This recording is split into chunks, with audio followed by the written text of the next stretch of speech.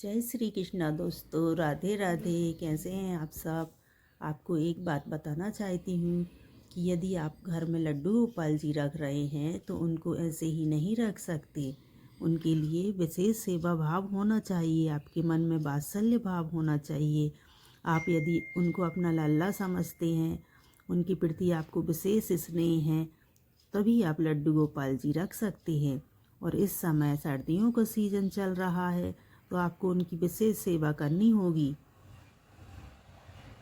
और यदि आप ठाकुर जी घर में ला रहे हैं तो विशेष चीज़ों का आपको आपको विशेष चीज़ों का नियम पालन करना होगा।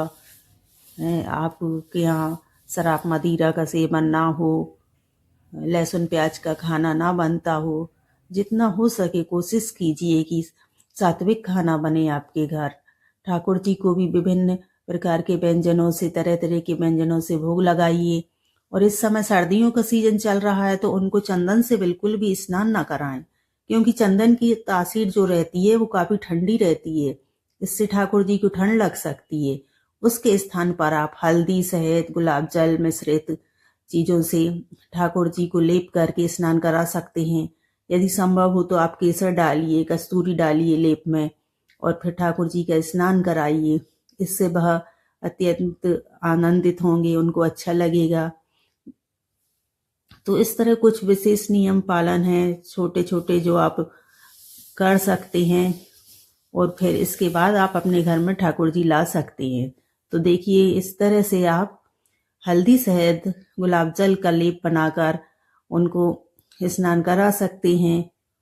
और आप जो पानी इस्तेमाल कर रहे हैं वो भी काफी ठंडा नहीं होना चाहिए। उसके स्थान पर आप गुनगुने पानी का प्रयोग कीजिए, क्योंकि ठंड चल रही है तो हमें भी ठंड लगती। मूर्ति नहीं है, वो भी चैतन्य है, ठाकुर जी भी चैतन्य है, उनको भी ठंड लगती है। तो इस तरह आप विशेष चीजों का ध्यान रखिए, उनको स्नान कराइए, उनका विशेष प्रकार से श्रृंगार कीजिए, उनको तीनों टाइम की आरती कीजिए, तीनों टाइम भोग लगाइए। जिस तरह हम अपने बच्चों का ख्याल रखते हैं उसी तरह हमें अपने ठाकुर जी का भी ख्याल रखना है।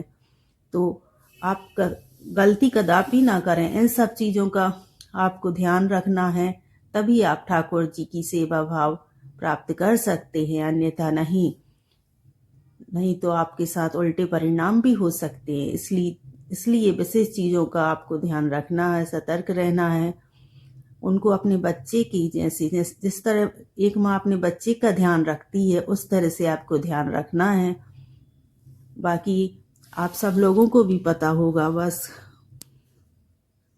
आप लोगों को ध्यान दिलाना चाहती थी इसलिए बताया। तो इस तरह से आप पर ठाकुर जी की विशेष कृपा होगी। तो दोस्तों, आप तरह तरह के पकवान बनाइए, ठाकुर जी को भोग लगाइए। ठाकुर जी को मिश्री मक्खन अत्यंत प्रिय है, तो आप दिन में एक बार मिश्री मक्खन का भोग भी लगा दीजिए।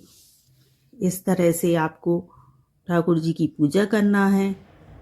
तो फिर मिलते हैं हम अपने अगले वीडियो में। तब तक के लिए जय श्री कृष्णा दोस्तों।